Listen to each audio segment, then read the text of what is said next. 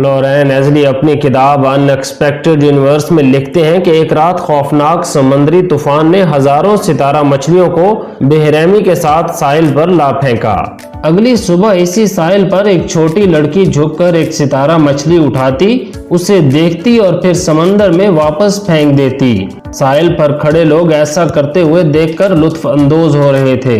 एक एक सितारा मछली को उठाकर समंदर में फेंकते हुए जब उसे काफी वक्त गुजर गया तो साहिल पर खड़े हजूम में से एक बूढ़ा शख्स उसके पास आया और मुस्कुराते हुए कहने लगा, छोटी लड़की तुम ऐसा क्यों कर रही हो?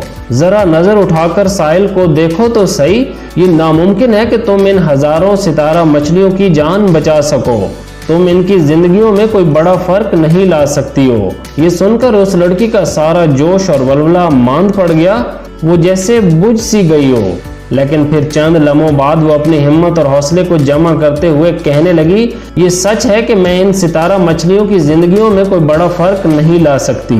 ये कहते हुए वो झुकी, साहिल की रेत पर से एक सितारा मछली उठाई और अपने वजूद की पूरी कुव्वत से उसे समंदर में फेंक कर बोली, अंकल देखें, इसकी जिंदगी में तो फर्क पड़ गया ना।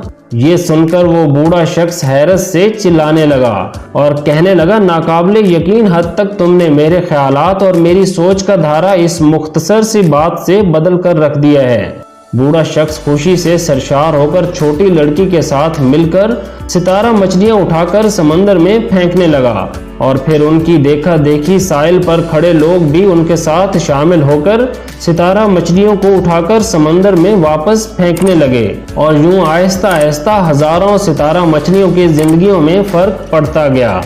दोस्तों, ये कहानी हमें सिखाती है कि आप दूसरों की मदद के लिए किए जाने वाले छोटे से अमल को भी कभी छोटा ना समझें। हो सकता है किसी की जिंदगी का सबसे बड़ा मसला इससे हल हो जाए।